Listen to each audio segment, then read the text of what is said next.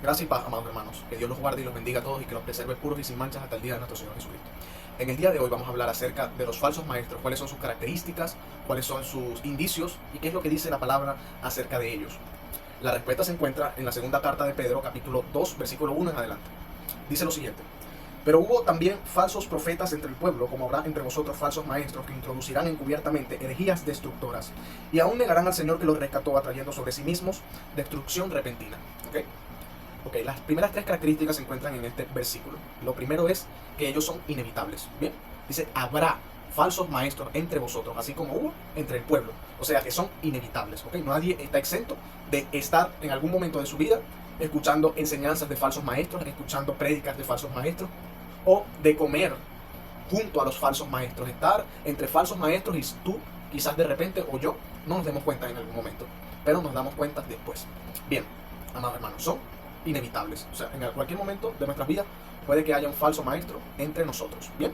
Lo segundo es que van a introducir encubiertamente herejías destructoras. ¿Cómo las introducen, amados hermanos? A través de una enseñanza bíblica, a través de una prédica que comienza a alejarse de la verdad del Evangelio. Comienza a alejarse de la verdadera enseñanza de nuestro Señor Jesucristo. Comienza a alejarse de las enseñanzas y de las costumbres, ¿okay?, de la iglesia primitiva. O sea, toda aquella enseñanza que se sale de la palabra, ¿okay?, es una apostasía, es una herejía. Bien, entonces estos falsos maestros utilizan la Biblia, pero comienzan a introducir encubiertamente, o sea, o sutilmente en medio de sus enseñanzas. Puede ser la tolerancia al pecado, puede ser enseñanzas que comiencen a avalar la falta de santidad o la vida en pecado, o comienzan a introducir herejías, amados hermanos, que comienzan a fomentar la arrogancia, la soberbia, la altivez, la vanagloria. Comienzan a introducir herejías y comienzan a hacer ver que Dios se agrada con esas cosas, cuando en realidad Dios no se agrada para nada con esas enseñanzas que ellos dan. Bien, herejías, amados hermanos, conforme a la fornicación, conforme al adulterio, comienzan a introducir sutilmente, bien, de que Dios no le importa si tú eres una persona que vive en santidad, o eres un fornicario, o eres un adúltero, o eres un blasfemo, o eres un hereje. O sea, comienzan a dar a entender de que Dios es un Dios que no le importa nada. No le importa la condición en la que se encuentre su iglesia. No le importa nada, ellos van a ser salvos igual. ¿Okay? Esa es la herejía destructora. ¿Okay? O un ejemplo de herejías destructoras que ellos comienzan a decir encubiertamente dentro de las congregaciones. Bien, ahora, la tercera característica es que ellos van a negar al Señor. ¿Cómo lo niegan, amados hermanos? No es que ellos dicen, no, que yo no creo en Dios, no. Sino que ellos profesan con su boca de que son hijos de Dios, profesan con su boca conocer a Dios, profesan con su boca de que son cristianos, ¿bien? Pero con sus hechos, con su estilo de vida, con su conducta, lo niegan, ¿ok? Niegan el poder de Cristo, niegan el poder del Evangelio en ellos, porque ellos dicen que son cristianos, pero se ve como que si Cristo en verdad nunca hizo la obra en ellos, nunca los transformó. Y es verdad, porque Jesucristo nunca los transformó, porque si Jesucristo los hubiera transformado, ¿bien?, ellos no estarían viviendo igual a la antigua vida, la vida de pecado, que la vida piadosa, la vida cristiana. O sea, no se nota un cambio en ellos. ¿Okay? Ellos dicen, soy cristiano, soy hijo de Dios, sirvo al Señor, nueva criatura en Cristo, pero siguen haciendo las cosas del viejo hombre, de la naturaleza pecaminosa. Siguen haciendo las cosas que Dios aborrece. Entonces, niegan al Señor que los rescató. Niegan el poder de Dios en sus vidas. Profesan con su boca que Dios hizo la obra en ellos, pero con sus hechos, con sus frutos, lo niegan, ¿ok? Y atraen sobre sí mismos destrucción repentina, ¿ok? Porque ni ellos, ni los que están entre ellos, saben cuándo llegará el día de su destrucción, sino que vendrá repentinamente. Bien, vamos al segundo versículo y dice, muchos seguirán sus disoluciones por causa de los cuales el camino de la verdad será blasfemado, ¿ok? Muchas personas que son enseñadas e instruidas por los falsos maestros van a comenzar a seguir el estilo de vida pecaminoso de los falsos maestros que lo están enseñando. Bien, no solamente que comienzan a seguir las disoluciones o comienzan a seguir el mal ejemplo de los falsos maestros, sino que también comienzan a defenderlos a capa y espada. Bien, nadie puede hablar mal de su falso maestro porque ellos van a comenzar a salir y a defenderlo a pico y pala y a utilizar cualquier tipo de justificación errada que ellos tengan para poderlos defender de la repensión. ¿Ok? Ellos van a defender a sus falsos maestros de las críticas, de las controversias que se generan a causa de su mala enseñanza. Los que siguen las disoluciones de los falsos maestros comienzan a defenderlos cegadamente. Y nada de lo que las personas les digan los va a hacer entrar en razón. ¿Por qué? Porque están vendados por causa de la concupiscencia y de la apostasía que los falsos maestros les enseñan a ellos. ¿Bien? Muchos seguirán sus disoluciones, ¿ok?, por causa de los cuales el camino de la verdad será reformado. O sea que personas que están dentro de las iglesias, nuevos creyentes, al ver el mal comportamiento, la mala conducta, la vida pecaminosa que llevan los falsos maestros y aquellos que siguen las disoluciones de los falsos maestros, muchas personas van a ser ahuyentadas del evangelio. Los débiles en la fe van a ser personas que se van a ir del evangelio y van a comenzar a hablar mal del evangelio. ¿Por causa de qué? De los falsos maestros y de sus seguidores. ¿Bien?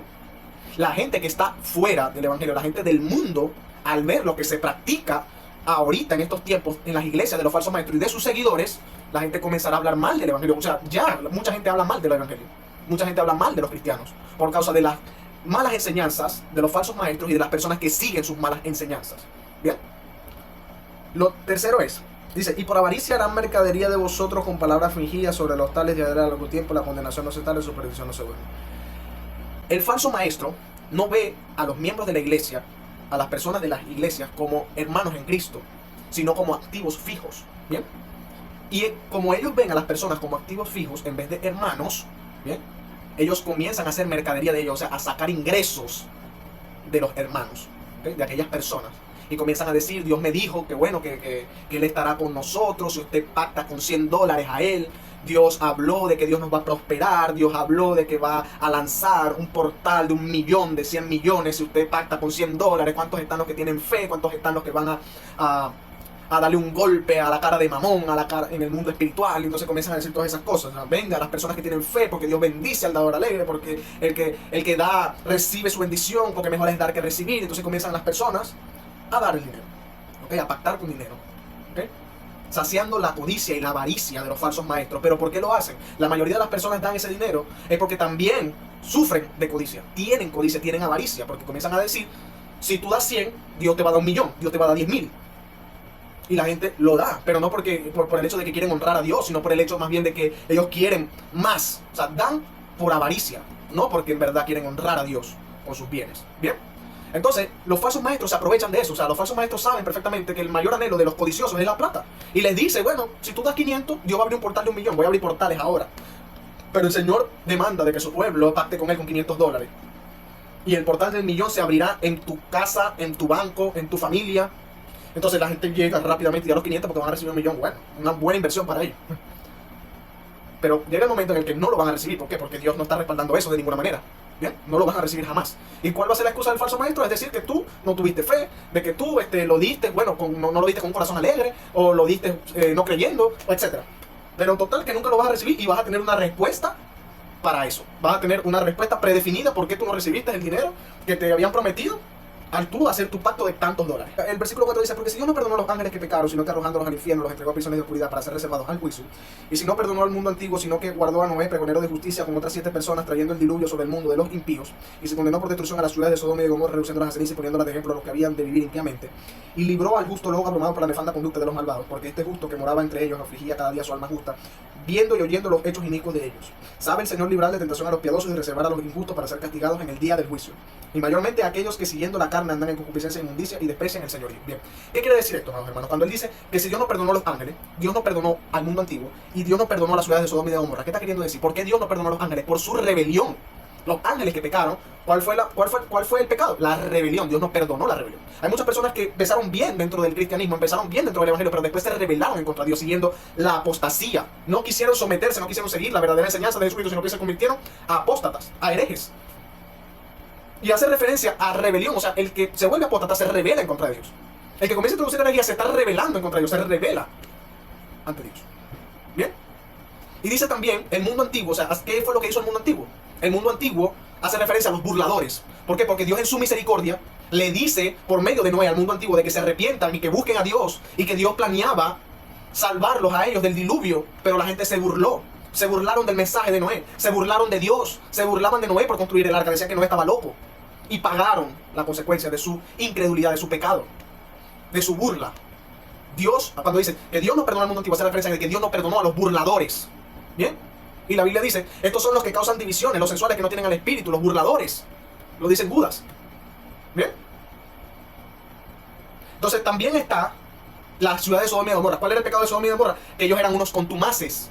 ¿Qué es un contumaz, amado hermano? Una persona que tiene hambre y sed de pecado y que vive su vida únicamente para saciar esa hambre y esa sed de pecado. Los de Sodoma y Gomorra tenían siempre esa hambre y sed de pecado. Tanto así que cuando llegaron los ángeles a la casa de Lot, llegaron la gente de Sodoma y de Gomorra a tocar la puerta a Lot y a decirle, ábrenos la puerta porque hemos visto que estás ahí con dos personas y nosotros los queremos conocer. Abre la puerta para que los conozcamos. O sea, tenían esa hambre y esa sed de pecado hacia aquellos ángeles.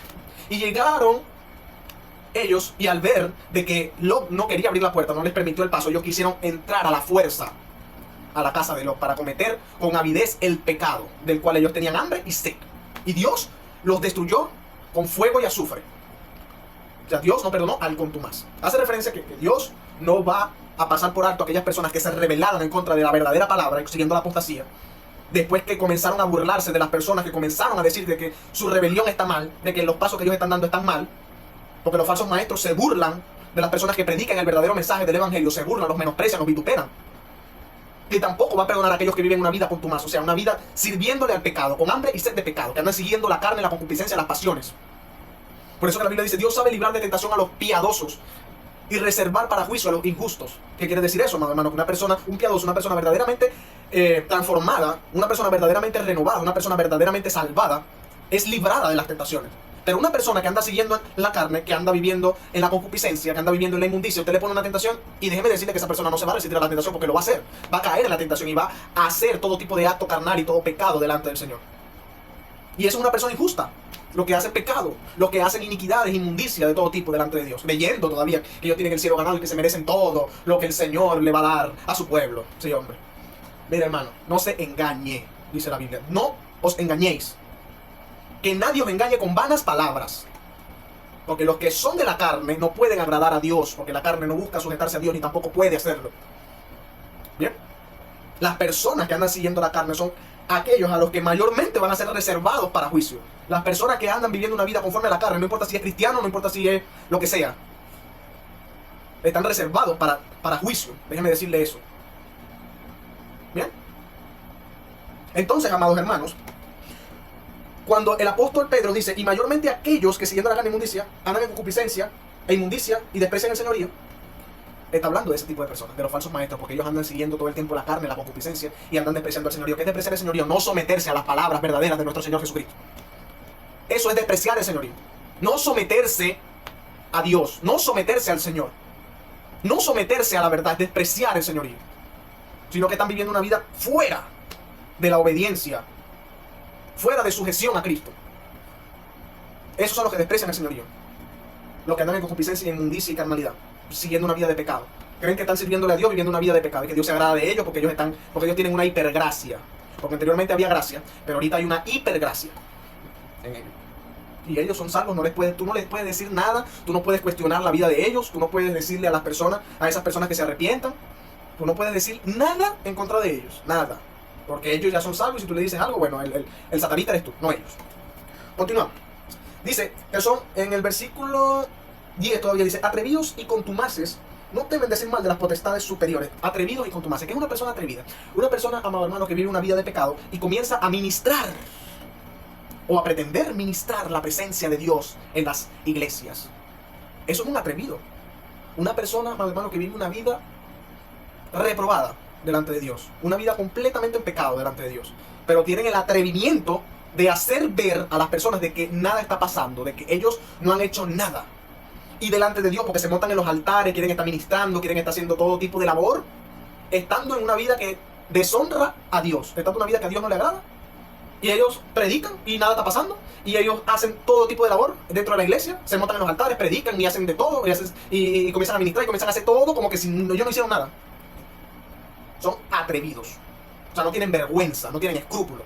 Ni delante de la gente, y mucho menos, si no lo tienen delante de la gente, menos lo van a tener delante del Señor, porque se montan en los altares estando en fornicación, estando en pecado, estando en adulterio. Y adoran, y cantan, y hacen de todo, creyendo que Dios está agradado con la vida de ellos, y no es así. Son atrevidos y contumaces. Contumaces ya lo acabo de definir, una persona que tiene hambre y sed de pecado y que vive su vida únicamente para saciar esa hambre y esa sed. Pecadores severos. Es un contumaz. Una persona contumaz. Es un pecador severo. Busca pecado. Santidad. Bueno, de santidad tienen el 1% y de pecado el 99%. Así andan. ¿Bien? Entonces, amados hermanos, Continuamos. Dice, no temen decir mal de la potestad superior. ¿Qué quiere decir? Que aquellas personas se sienten con un gran poder y una gran autoridad, tan grande, más grande, me atrevo a decir, que la de Dios. Esas personas comienzan a maldecir los vientos, comienzan a decir, el viento está en contra de algo que ellos van a hacer, ellos maldicen el viento para que el viento se sujete. Si el mar está en contra de algo, de lo que ellos van a hacer, ellos maldicen el mar porque ellos tienen el poder, la autoridad suprema de que el mar se sujete. Porque lo dicen ellos, no porque lo dice ni siquiera el Señor, o porque lo dice Jesús o el Espíritu Santo. Es ellos. Si viene un huracán, hay personas que maldicen el huracán para que el huracán se vaya para otro lado y le dan órdenes al huracán. Si hay, amado hermano, no sé, una persona endemoniada, comienzan a hablar, a entrevistar al demonio y comienzan a decir al demonio que mírame aquí, veme la cara, veme los ojos, y comienzan a decir también demonio estúpido, comienzan a maldecir al demonio. ¿Quieres pelear? Vente, pues vamos a pelear. El demonio, o sea, personas endemoniadas comienzan los falsos maestros comienzan a armar shows con personas endemoniadas y decir, vente demonio, vamos a pelear, vente. O demonios estúpidos comienzan a decir palabras ofensivas hacia potestades que son superiores a ellos en fuerza y potencia. ¿Y por qué es eso? Lo que quiere decir que blasfeman de las potestades superiores, porque dice Judas en su carta de que aún el arcángel San Miguel, cuando estaba contendiendo con Satanás por el cuerpo de Moisés, no profirió juicio de maldición en contra de él, sino que le dijo, el Señor te reprenda. O sea, porque supo el arcángel San Miguel que por encima de él había una autoridad mayor llamada Dios. Y por medio de Dios, ¿okay?, es que va a venir el juicio a Satanás, no por medio del arcángel San Miguel. Por eso que el arcángel le dice, el Señor te reprenda. No le dice, te maldigo, sino el Señor te reprenda. ¿Bien? Entonces estas personas no, esas personas se le ve la arrogancia, la soberbia, la altivez, entonces quieren estar ordenando cosas a las cuales ellos no tienen poder ni autoridad, porque los falsos maestros no tienen poder ni autoridad para nada. Comienzan a maldecir, comienzan a hacer cosas, hermanos, comienzan hasta a maldecir a personas que están en contra de sus herejías, de sus enseñanzas. Los falsos maestros, amados hermanos, si tú no estás de acuerdo con alguna de sus enseñanzas, bueno, el errado eres tú, a ti te falta revelación, a ti te falta el Espíritu Santo para poder entender la profundidad de lo que yo estoy hablando. Comienzan a darle vuelta y vuelta a una cosa para aparentar ser más sabios ellos. ¿Bien? Tú dices algo que esté en contra de alguna enseñanza de un falso maestro, y bueno, hermano, y el satanista eres tú. El que anda mal eres tú, el que está falto de revelación eres tú. Porque ellos son sensibles a las personas que no están de acuerdo con su vida corrupta. Ellos son sensibles a las personas que no están de acuerdo con sus enseñanzas erróneas, con sus enseñanzas apóstatas, herejes. Se toman muy a pecho eso, las críticas. Yo he visto a más de un falso maestro maldiciendo a multitudes que no estaban de acuerdo con su ministerio ni con su forma de enseñar la palabra. Y levantaban la mano y proclamaban maldiciones sobre personas que no creían en ellos. Que decían que son personas que están cegadas, que están utilizadas por Satanás como método de manipulación y de defensa desesperada ante su falsedad. Bien, continuamos. Ajá. En el versículo 11 dice, mientras que los ángeles que son mayores en fuerza y en potencia no pronuncian juicios de maldición contra ellas delante del Señor. Pero estos, hablando mal de cosas que no entienden, como animales irracionales, nacidos para presa y destrucción, perecerán en su propia perdición, recibiendo el galardón de su injusticia, ya que tienen por delicia el gozar de deleites cada día. ¿Bien? Van a perecer en su injusticia. ¿Bien? ¿Por qué? Porque la vida de ellos no está centrada en cumplir la voluntad de Dios, sino de gozar de deleites, de gozar de recursos materiales, de gozar de la vanidad de la vida. Por eso que dice que van a perecer en su propia injusticia. ¿Ok? Porque el anhelo de ellos no es que el evangelio sea expandido. El anhelo de ellos no es que las personas se conviertan a Cristo y vivan una vida de verdad santa, pura, piadosa en el Señor. La voluntad de ellos es enriquecerse, gozar de deleites. A ellos no les importa, amados hermanos, la vida espiritual de nadie. A ellos les importa es el bien económico de su cartera. ¿Bien? Van a recibir el galardón de su injusticia. Porque tienen como delicia gozar de deleites cada día. O sea, de cosas terrenales. Deleites terrenales más que lo espiritual. Más que lo que Dios ofrece. Ellos prefieren más lo terrenal que lo que Dios ofrece. Ellos no se deleitan en las escrituras. Ellos no se deleitan, amados hermanos, en Dios. Se deleitan en sus pecados, en su concupiscencia, en su carnalidad. Por eso es que van a recibir el galardón de su injusticia. Sigo. Dice, estos son inmundicias y manchas quienes aún mientras comen con vosotros se recrean en sus errores. O sea, personas que están dentro de las iglesias. Cuando dice que mientras comen con vosotros, o sea, está hablando de personas cristianas, ¿okay?, que comen con los falsos maestros, porque hay falsos maestros encubiertos allí. Hay falsos maestros que comen impúdicamente con las personas que están dentro de las iglesias. ¿Ok? Y se están recreando en sus errores. Los falsos maestros, mientras van a la iglesia, comparten con los hermanos, hacen todo, se andan recreando con sus errores en otra parte, escondidos. Se recrean en sus errores, o sea que andan practicando el pecado, la perdición y la iniquidad en otra parte, mientras están en la iglesia, junto con los hermanos, en otro lado, andan haciendo cosas que no son agradables delante de Dios y que no son cosas tampoco que la mayoría de los cristianos verdaderos le agradaría hacer. Bien, continuamos. Dice, tienen los ojos llenos de adulterio, no se sacian de pecar, seducen a las almas inconstantes. Tienen los ojos llenos de adulterio. ¿Por qué? Porque no pueden ver a una mujer, ¿ok? Porque inmediatamente el líbido, la lujuria, se despierta en ellos, comienzan a seducir con concupiscencia a esas mujeres, ¿verdad? Y comienzan a cometer actos abominables delante de Dios. Comienzan a cometer fornicación, adulterio, lujuria. No puede, o sea, cuando dice que tienen los ojos llenos de adulterio, quiere decir que cualquier mujer que se les parezca a ellos atractivas, van a hacer todo lo posible por pecar juntamente con ella, por hacerla pecar, por hacerla caer en sus lazos. ¿Bien? Tienen los ojos llenos de adulterio, no pueden controlarlo. El pecado que ellos tienen no lo pueden controlar, sino que se entregan a ese pecado. Ven a una mujer y van, y le comienzan a calentar la oreja, como dicen en mi país. Comienzan a decirle cosas que no son convenientes. Comienzan a hablarle cosas que al Señor no les agradan. Comienzan a seducir con concupiscencia de la carne a las personas para hacerlas caer en pecado. Y le dan una enseñanza errónea. Bueno, porque tú sabes, porque la carne es débil. Y esto, y bueno, tú sabes que Dios nos creó así, pues con este instinto animal, con este instinto de lujuria. El hombre que podía tener hasta 10 mujeres, hasta 20 mujeres en los tiempos de antes. Y broma, pues, comienzan a seducir a las personas con malas enseñanzas y con concupiscencia carnal. ¿Ok? Bien, seducen a las almas inconstantes con estas cosas, con las malas enseñanzas, ¿ok? Con su palabrería de veneno. Bien, tienen el corazón habituado a la codicia y son hijos de maldición. ¿Ok? Tienen el corazón habituado a la codicia, hace referencia, amados hermanos, de que son personas que lo que ellos anhelan y desean es acumular, ¿ok?, riquezas materiales, riquezas en lo terrenal. ¿Okay? Son codiciosos, quieren todo lo que quieren acumular, cualquier porquería que se les atraviese por el medio. ¿Okay?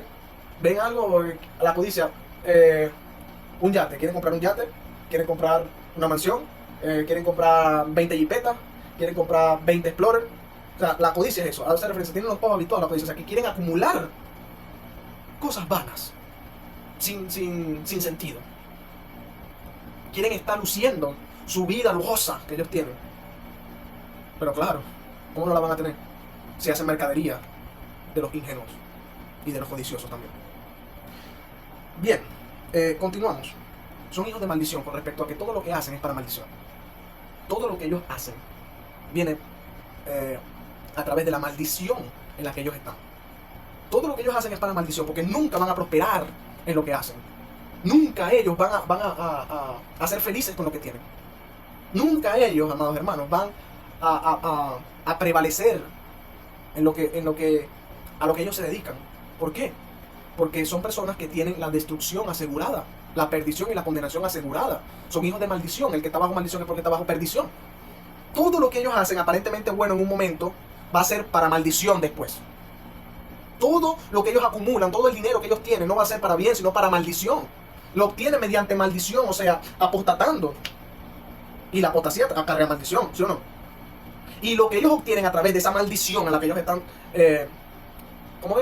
esclavizados, lo que ellos obtengan de allí va a ser para maldición. Obtienen las cosas por medio de maldición y después las cosas que ellos obtienen serán para maldición también. Eso significa que son hijos de maldición. Eso va a generar malas consecuencias. Todo lo que ellos hacen acarrea malas consecuencias. Es lo que quiere decir este versículo. Han dejado el camino recto y se han extraviado siguiendo el camino de Balaam, hijo de Beor, el cual amó el premio de la maldad y fue reprendido por su iniquidad, pues una muda bestia de carga, hablando con voz de hombre, refrenó la locura del profeta. Bien. Han dejado el camino recto, o sea que de repente empezaron bien, de repente empezaron recibiendo la verdadera enseñanza del evangelio, pero después comenzaron ellos a amar más el premio de este mundo, el dinero, comenzaron a amar más las riquezas, comenzaron a amar más los bienes materiales y se extraviaron de la verdad siguiendo el camino de Balaam. ¿Okay? Balaam al principio estaba, yo no voy a maldecir lo que Dios bendijo. Lo que Dios bendijo, nadie lo puede maldecir. Y andaba todo el tiempo Balaam con una dignidad, con unos principios, con unos modales. Pero después, aunque no maldijo al pueblo, al final le dio consejo a Balaam de cómo hacer caer al pueblo, de cómo hacerlo tropezar. Aunque no maldijo al pueblo, pero le sirvió de tropiezo a Balaam para que hiciera tropezar al pueblo. Y fue cortado. Ahora, Estos son fuentes sin agua. ¿Qué es una fuente sin agua, hermano? Una persona que no tiene nada que ofrecer. Están vacíos. Ellos ofrecen prédicas, ellos ofrecen cosas que no pueden dar. ¿Okay? Ellos ofrecen sanidad, ellos no pueden dar una sanidad. Ellos ofrecen liberación, ellos no pueden dar liberación. Ellos ofrecen conocimiento y ellos no tienen conocimiento. Son fuentes sin agua. O sea, aparentan tener agua, pero no tienen. Aparentan tener algo poderoso, pero no tienen nada. Están vacíos. Sus prédicas son vacías. Su vida está vacía. Su vida no tiene nada de Dios. ¿Okay? Y dice también que son nubes empujadas por la tormenta. O sea, que son nubes empujadas, amados hermanos, por sus mentes, por lo terrenal. O sea, no es por la voluntad de Dios que ellos se mueven o que ellos están aquí o que ellos están allá, no. Son empujadas por la tormenta, o sea, por cosas del mundo. Si ellos predican en un lugar no fue porque Dios los mandó, sino porque alguien los mandó, conforme a la misma visión de ellos. Si a ellos les salió una prédica por allá, no fue porque Dios los mandó, sino porque las mismas personas que los conocen a ellos, que están de acuerdo con su ideología, los contratan para que prediquen. Ellos están de allá, ellos están allá, ellos están aquí, ellos están allá, ellos están en un congreso, ellos están en una vigilia, ellos están predicando en una iglesia, ellos están predicando en todos lados, pero no es porque Dios los mandó. Es por las conexiones terrenales que ellos tienen de gente que están de acuerdo con su misma manera de vivir. ¿Bien? Nubes empujadas por la tormenta. ¿Bien? Eso es lo que hace referencia este fragmento. ¿Bien? Ahora, dice, para los cuales la más densa oscuridad está reservada para siempre. ¿Qué quiere decir esto, amado hermano? De que bueno, de que ellos podrán moverse de aquí para allá y de allá para acá, pero el fin va a ser la densa oscuridad. Por la vida que llevan. ¿Por qué? Porque se rebelaron en contra del Señor hace mucho tiempo y ellos ni cuenta se habían dado. Continuamos. Dice, pues hablando palabras infladas y vanas, seducen con concupiscencia de la carne y disoluciones a los que verdaderamente habían huido de los que viven en error. Comienzan a justificar pecados. Comienzan, amados hermanos, a meterle a las personas la idea de que hacer tales cosas que Dios no le agradan, Dios no la ve tan malas. Comienzan a enseñar, amados hermanos, de que bueno, de que la vida inmoral, de que la vida inmunda, de que la vida perversa, Dios la ama igualito, porque bueno, porque Dios es un Dios de amor, un Dios de misericordia, no importa lo que tú hagas, no importa si tú haces eso va a estar normal. Y comienzan a seducir con concupiscencia de la carne, o sea, con pecados y con deseos desordenados a las personas que verdaderamente habían huido del error a través de sus prédicas y de sus enseñanzas. ¿Bien? Comienzan a decir, bueno, si tú hiciste eso no importa, eso no tiene mucho peso. Mira, Dios no ve eso. Dios ve más bien a una generación que está confiada en Él, que cree en su amor, que cree en su misericordia. Dios, la marca de que un hijo, de que alguien es hijo de Dios, es la misericordia que Él comprende del Padre, la gracia que Él nos dio, el amor que Él nos dio. Por lo tanto, bueno, tales cosas que la gente hace, Dios no las ve, o sea, con desagrado. Dios las ve normales, pues. Lo que pasa es que Dios no quiere que usted haga eso nada más, pero eso no quiere decir que si usted las hace, usted está condenado, usted va a ser desechado, usted va a ser...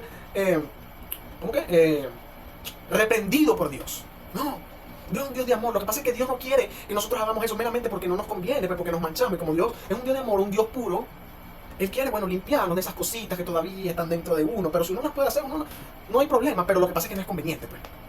Se comienzan ellos con concupiscencia de la carne a seducir a los oídos de los que verdaderamente habían huido del error. Porque los que huyeron del error no quisieron seguir practicando más el pecado. Pero si llega un falso maestro a decir, no importa si tú lo haces, nada, se va a opcional, chicos, eso es. No importa. ¿Qué va a hacer la persona? A ver, no. Entonces, si no importa, ¿qué tiene de malo que yo lo haga entonces? Y comienzan a engañar y a extraviar a la gente con sus falsas enseñanzas. Continuamos. Le prometen libertad y son ellos mismos esclavos de corrupción, porque el que es vencido por algunos es hecho esclavo del que lo venció. Personas que andan, por ejemplo, reprendiendo espíritu, vamos a suponer, reprendiendo espíritu de fornicación. Andan personas reprendiendo espíritu fornicando. O sea, ¿qué autoridad tienes tú contra ese espíritu estando tú en fornicación, por favor? O reprendiendo un espíritu de adulterio adulterando.